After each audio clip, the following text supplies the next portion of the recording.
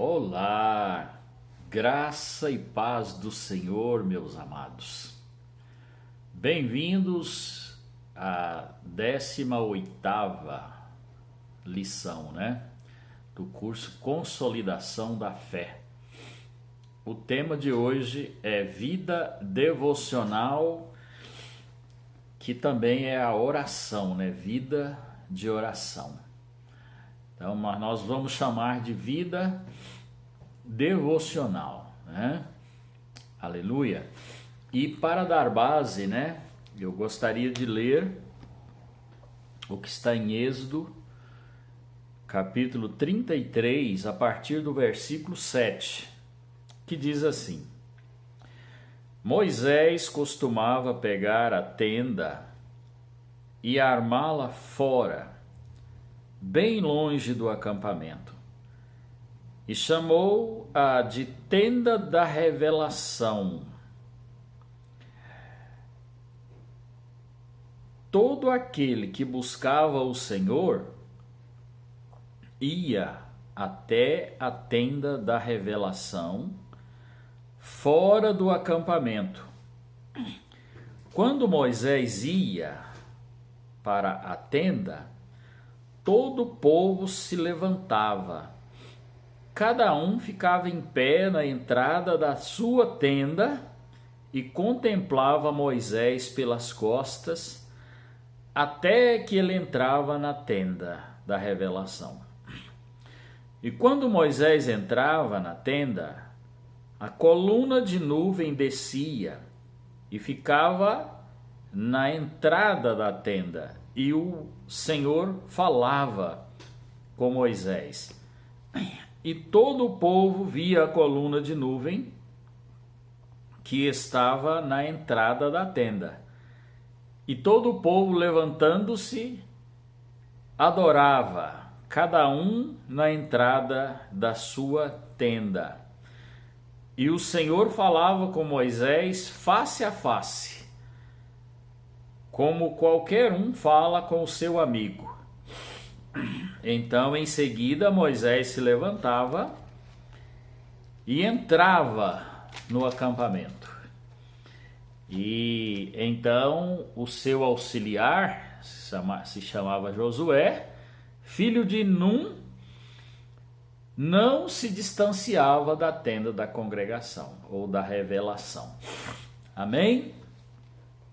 Glória a Deus. Esse texto, então, ele é um exemplo de vida devocional.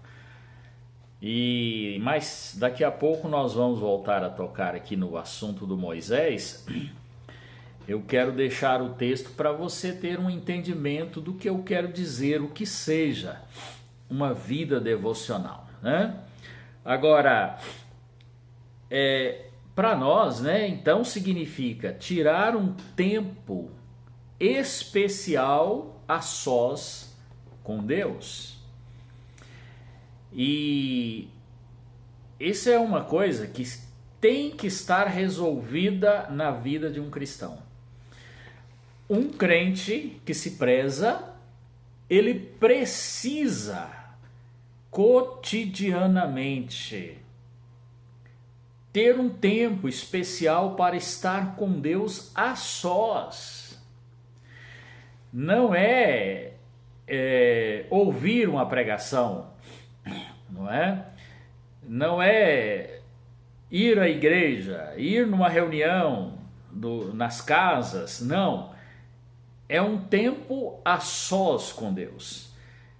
Assim como nós temos um tempo para dormir, nós temos um tempo para almoçar, temos um tempo para trabalhar, Temos um tempo para estudar, temos um tempo para cuidar das coisas da casa, da comida, das louças, a limpeza, a roupa. Nós sempre temos que nos organizar para ter um tempo, para cada prioridade da vida, E a vida devocional, ela é vital. É questão de vida ou morte, espiritualmente falando. Jesus mesmo nos disse, né, que quem de mim se alimenta, por mim viverá. Tá? Quem de mim se alimenta, por mim viverá. Está em João 6,57. Então nós somos aquilo que comemos. Se nós nos alimentamos e nos impregnamos de Deus, nos curtimos em Deus, né?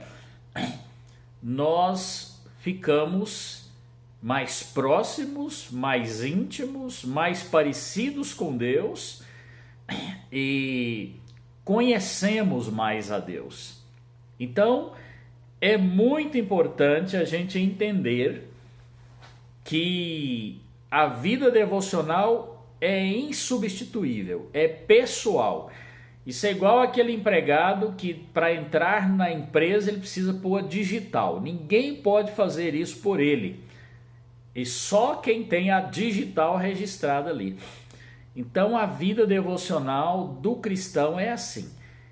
Quem tem uma vida devocional consegue ter uma vida espiritual vitoriosa, autêntica, madura e útil na presença de Deus.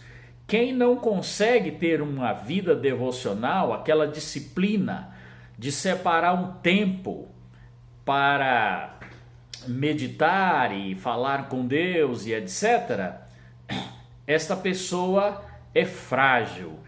Ela é como quem não come direito, não tem vitaminas, não tem nutrientes, não tem os sais minerais, não tem o cálcio, não tem aquilo que é necessário para a sua vitalidade física. Então, quem não se alimenta de Deus, né? Assim como o alimento físico é individual, ninguém pode comer para você, ninguém pode beber água para você. Assim também é a vida espiritual, é a questão do alimento espiritual cotidiano. Você ficar 3, 4 dias sem comer fisicamente, você adoece.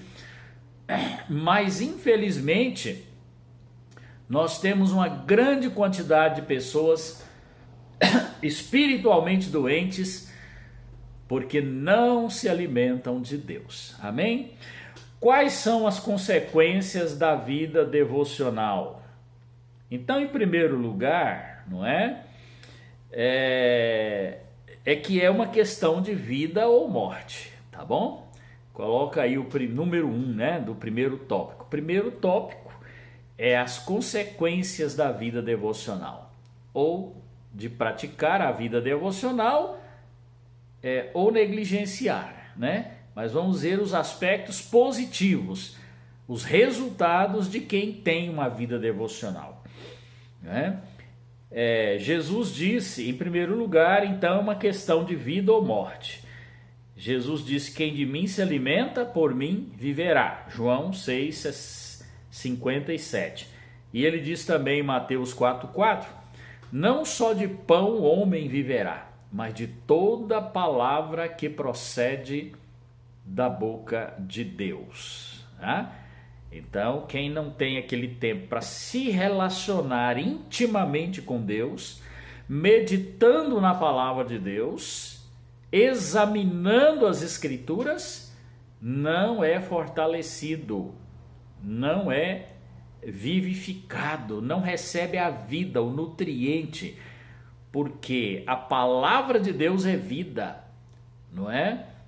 A palavra de Deus é quem nos sustenta, a nossa relação com Deus é quem nos fortalece, né? Isso é individual. Em segundo lugar, a vida devocional é o segredo do sucesso espiritual. Ninguém tem sucesso na vida espiritual se não tiver uma disciplina, um hábito, digamos, hábito devocional. É um hábito, tem que ser um hábito. É aquela coisa que você sente a necessidade de fazer todos os dias. Se você não faz, você sente que tem alguma coisa fora do lugar na sua vida, que tem alguma coisa errada. Assim como você olha no espelho todos os dias, para ver como é que você está, não é? Você precisa ter um encontro pessoal com Deus todos os dias, para olhar a sua imagem espiritual, tá? Então, o segredo do sucesso. Josué 1:8, Deus mesmo falou para ele: não cesses de falar deste livro da lei, antes, pelo contrário, medita nele de dia e de noite. Olha, de dia e de noite, tendo o cuidado de fazer tudo que nele está escrito. Então farás prosperar o teu caminho e serás bem-sucedido. Né? Tá vendo? Então farás prosperar o teu caminho e serás bem-sucedido.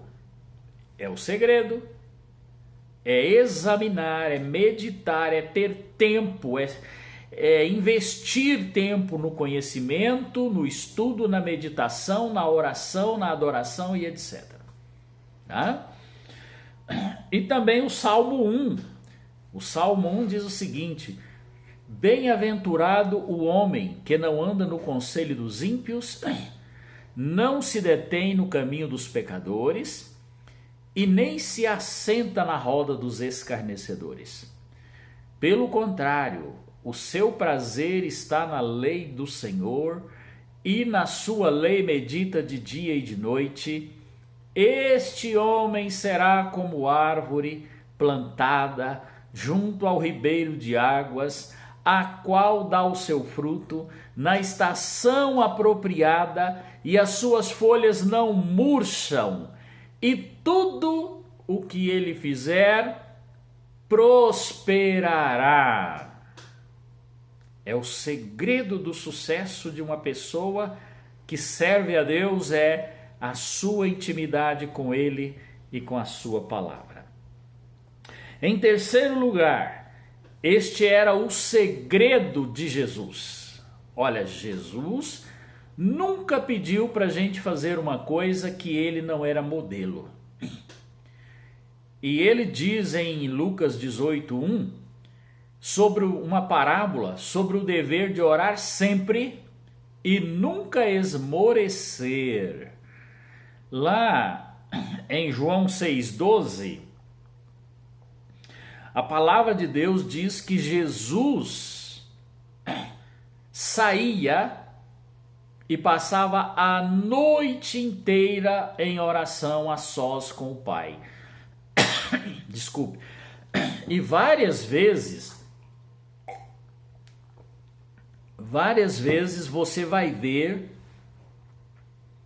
nos evangelhos, se você ler prestando atenção, você vai ver nos evangelhos como Jesus várias vezes se ausentou, deixou lá os discípulos todos e foi sozinho para estar com o Pai. Até lá no Getsêmani, na última noite, ele deixou os discípulos e ficou sozinho a 100 metros de distância, onde ele abria o seu coração com o Pai, né? Então é muito importante a gente entender que este era o segredo de Jesus. Aquela unção que ele tinha, aquela sabedoria que ele tinha como filho do homem, como natureza humana, né? Aquele espírito de revelação que ele tinha, aquele poder que ele tinha, aquela autoridade que ele tinha, estava ligada à intimidade dele com o Pai. Não era dele mesmo, não é? Então, quem está cheio da vida de Deus, onde ele vai manifestar a vida de Deus. E assim era com Jesus, e por isso ele não abria mão de ter um tempo, apesar das multidões viver no pé dele, 5.000 pessoas, 10.000 pessoas, uma cidade inteira, o tempo todo, mas ele conseguia achar uma brecha para estar a sós com o Pai. Às vezes ele entrava num barco e ficava sozinho. Às vezes ele ia para o monte e ficava sozinho, né? Este era também o segredo de Moisés. Então, em quarto lugar, era o segredo de Moisés. Viu lá a passagem que nós lemos no início? Moisés tinha uma tenda que ele chamava de tenda da revelação. Algumas traduções falam tenda da congregação. E nessa tenda era o lugar onde Moisés tinha um encontro pessoal, íntimo com Deus. Imagina aquela imensa responsabilidade que estava sobre Moisés, irmãos. Lideraram uma multidão de mais de 2 milhões de pessoas por um deserto. E até o capítulo 18 de Êxodo, ele cuidava sozinho, não tinha auxiliares. Depois é que ele nomeou cabeças de 1.000, cabeças de 100, cabeças de 50, para ajudar a cuidar daquela multidão. Mas imagina que Moisés não tinha tempo para nada, irmãos. Ele era um grande legislador, ele era o juiz do povo, mas ele sabia que o segredo de fazer tudo aquilo e de ter uma direção de Deus era entrar na tenda da revelação. Era entrar ali e ficar a sós com Deus. E ali Deus se manifestava na vida dele de tal forma que quando ele saía dali, a Bíblia diz que o rosto dele brilhava, né? E Paulo diz lá em Coríntios que aí ele punha um véu em cima do rosto. Enquanto aquele véu estava no rosto, o povo não sabia se a glória ainda estava brilhando ou não, porque o povo temia, respeitava Moisés, porque eles percebiam a presença de Deus na vida dele. Então, quando ele punha o véu, era para cobrir a glória, não é? E o povo, então, não via que a glória já tinha desvanecido. E depois ele entrava de novo e renovava aquele brilho no rosto dele. Então este é o seu segredo. Se você tiver intimidade com Deus, vai ser usado por Deus, vai glorificar a Deus, vai ser respeitado como homem e mulher de Deus, vai ter resultado da unção de Deus na sua vida, afetando pessoas. Então, o segredo dele não era que ele era melhor, não era que ele era sábio, não era a hora que ele estava ensinando o povo. Não, o segredo dele, daquela sabedoria, aquela capacidade sobrenatural, aquela autoridade para abrir o mar, aquela autoridade para sair água da rocha, não era a vara dele. A vara em si não fazia nada, mas ele segurando na vara, isso fazia diferença. Quando ele levantava as mãos, Josué ganhava a guerra, porque tudo aquilo ele abastecia lá no seu posto de combustível espiritual, a tenda da congregação. Se nós não pararmos no posto para abastecer o carro não anda. Se você não parar para se encher de Deus, numa devocional íntima com Ele, você não vai muito longe. Nem eu, ninguém. Entende? Então a vida devocional é vital, é segredo para a vida espiritual.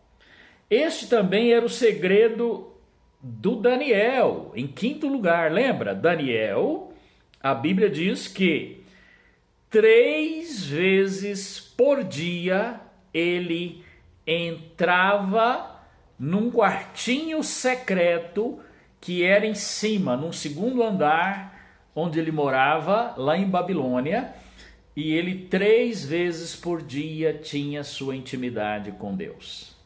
Eu aqui estou falando de um momento devocional diário. Daniel, irmãos, ele era tão ocupado que ele era governador de 1/3 das províncias de Babilônia. Babilônia tinha, irmãos, 127 províncias, estados, é como se fosse estados. O Brasil tem 27, né? Babilônia tinha 127.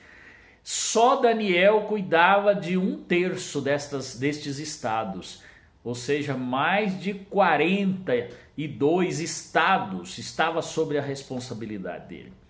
Então imagina quanta audiência, quanto despacho, quanta responsabilidade, quanto relatório ele tinha que prestar para o imperador, mas ele sabia que na hora do seu momento a sós com Deus, ele não podia substituí-lo por nada, ele parava tudo e entrava na presença de Deus para ter um momento a sós com Deus.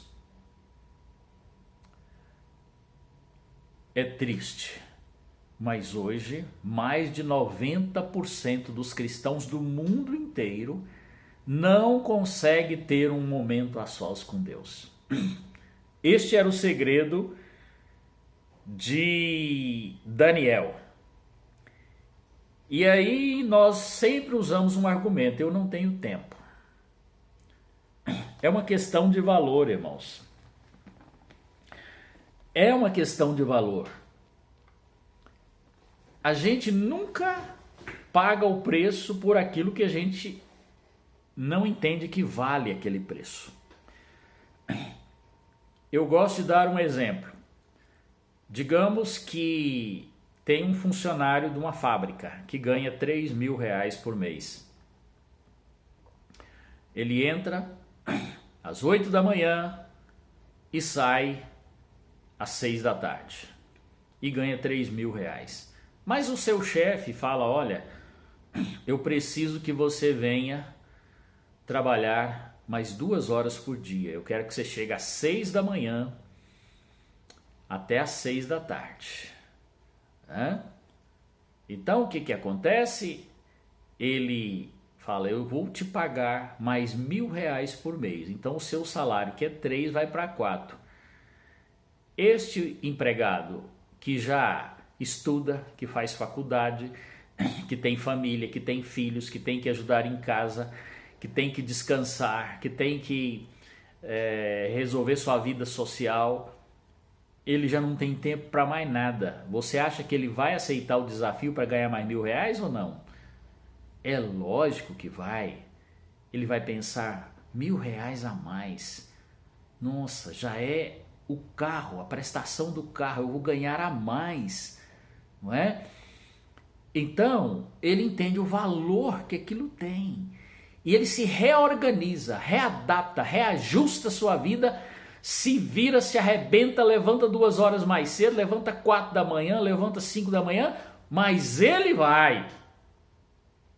Vai? Pois é, porque ele vê o valor que aquilo tem. Qual vale mais, R$1.000 ou a unção, a comunhão com Deus? Se eu e você entendemos o valor da vida devocional, irmãos, nós vamos nos organizar, nos adaptar, mas vamos ter a disciplina de um momento devocional diário com Deus. Mas só quem entende o valor que isso tem. Foi o que Jesus disse para Maria, não foi? Marta e Maria, quando ele chegou na casa delas e a Marta corria para lá para cá tentando fazer as coisas, e Maria sentou aos pés de Jesus para ouvir Jesus, ter um tempo a sós com Jesus, né, especial. E a Marta ficou nervosa e falou: Jesus, fala para ela me ajudar, para ela sair daí. Eu estou ocupada demais e ninguém me ajuda. Então Jesus falou o quê? Marta, Marta, por que você está inquieta e te preocupa com tantas coisas? Maria escolheu a melhor parte, e esta parte nunca lhe será tirada. Esta é a verdadeira riqueza, irmãos. A riqueza eterna. A comunhão com Deus vale mais que tudo. É claro que nós precisamos trabalhar, nós precisamos dormir, nós precisamos descansar, nós precisamos estudar, nós precisamos dar atenção para a família. não é? Nós precisamos ajudar a igreja, o tempo do culto, nós temos as reuniões, tudo, mas nada substitui o momento a sós com Deus. Nada. Isso vai ter a hora. Você se reorganiza, readapta, mas não adianta. Honestamente falando, olha, olhando aqui, olho no olho, você consegue ter um momento a sós com Deus todos os dias ou não tem conseguido? Pense nisso, mude essa história. Mude essa história, não é? E Jesus mesmo ordenou, né, que nós devemos ter o dever de orar sempre e nunca esmorecer. Lucas 18:1. Segundo tópico, é uma questão, como eu já disse, de valor, você vai colocar aí como segundo tópico, tá bom? Essa parte aí é uma questão de valor, tá? Pode enumerar como segundo tópico. E aí veja o exemplo, né, que eu dei da pessoa que ganha um salário e recebe uma proposta para ganhar mais um pouco, ele se adapta para conseguir aquele valor. E os valores espirituais exigem de nós um reajustamento, uma reorganização da vida. E no terceiro tópico, irmãos, como organizar um tempo devocional? Primeiro, nós precisamos entender o valor que isso tem. Se não entender, você não terá forças, você não terá coragem, não terá disposição, não terá continuidade, né? Constância. Faz uma semana para, né? Então, é muito importante ter uma constância, mas só quem entende o valor, tá? O que você faz neste lugar secreto, né? Você leva uma Bíblia, um caderno e uma caneta. Então imagina bem, você vai meditar nas Escrituras, examinar as Escrituras. Não é aquela leitura superficial, uma vista de olhos rápido. Não, é examinar, é anotar o que Deus falou com você, é datar sua devocional, é sublinhar sua Bíblia, é anotar as perguntas, as dúvidas para perguntar para alguém, né? Estou à sua disposição se eu conseguir te ajudar. Então é muito importante você estar a sós, é um lugarzinho secreto, tá bom?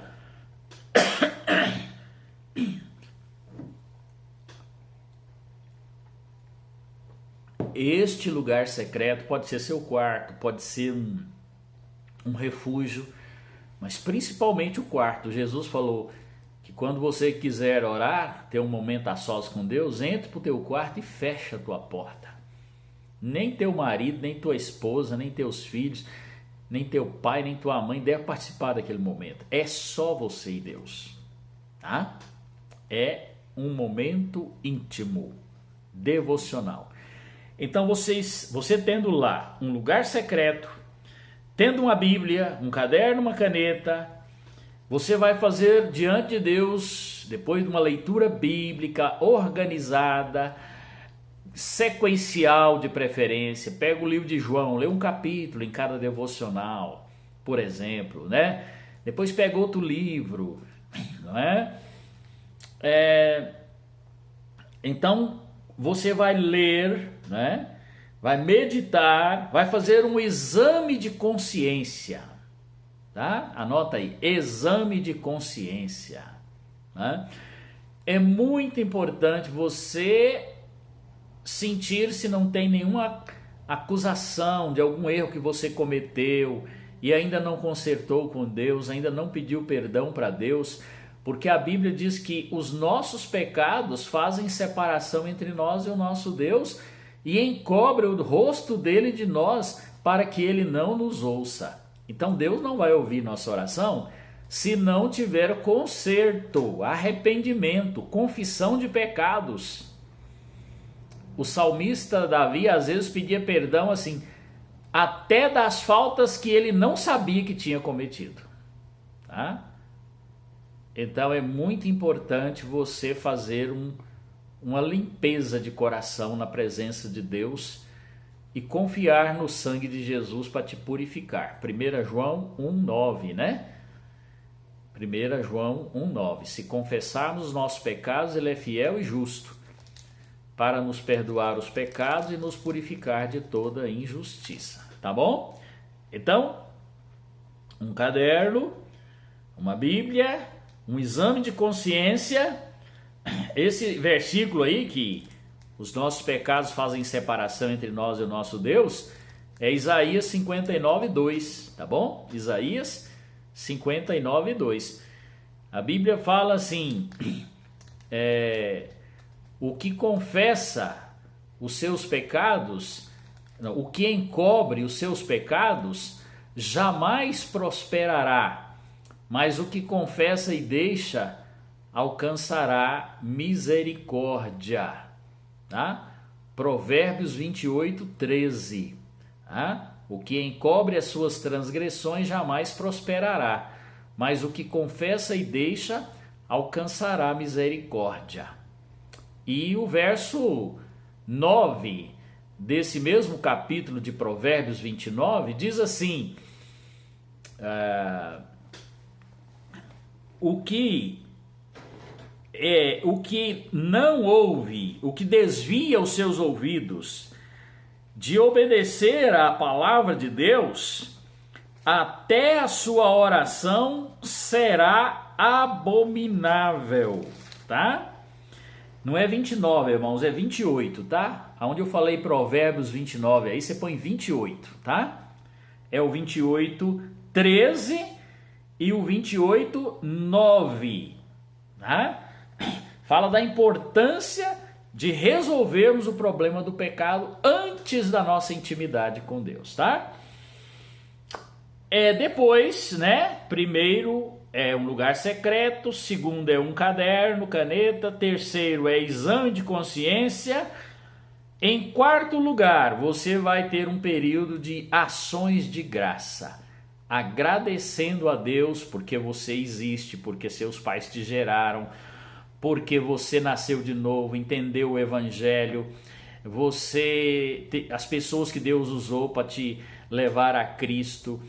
Você vai agradecer pela obra de Jesus na cruz, a redenção, agradecer, por exemplo, pela ressurreição, porque Ele está à direita do Pai intercedendo por você, agradecer pela vinda do Espírito Santo, agradecer pelos dons do Espírito, agradecer pela Bíblia Sagrada, a palavra de Deus que está em suas mãos, agradecer pela existência da igreja, agradecer todas as bênçãos, os suprimentos cotidianos de Deus na sua vida, todas as bênçãos que você conseguirá enumerar, agradeça sempre a Deus, tá bom? Em quinto lugar, você vai ter um tempo de louvor e adoração. A aula anterior você entendeu, né, o que é louvor e adoração. Tem um tempo de louvor e adoração. Depois, você pode ter um tempo de intercessão. Orar pelas pessoas, orar pela igreja, orar por sua célula, orar pelos seus líderes, orar pelo governo, orar pelos seus parentes que ainda não conhecem Jesus, orar pelos enfermos que você está ligado. Intercessão, tá bom? E por fim, faça guerra espiritual, porque nada é conquistado no mundo espiritual se não for pela guerra. Revista-se da armadura de Deus, que é o capacete da salvação, a couraça da justiça, o cinto da verdade, o sapato do evangelho, a espada do Espírito, e faça guerra em nome de Jesus. Ordena que o diabo cesse as manobras contra a sua vida, no seu trabalho, amarra Satanás. Não lute contra ninguém, ame as pessoas. Lute contra o poder das trevas que tenta usar essas pessoas contra a sua vida. Faça guerra pela salvação da sua casa, faça guerra e amarra as forças do mal em todos os aspectos, no nome de Jesus, com a armadura de Deus. Amém? Então, isto é o que eu tinha para compartilhar resumidamente com você sobre a vida devocional. Que o Deus de Israel te abençoe. Fique em paz.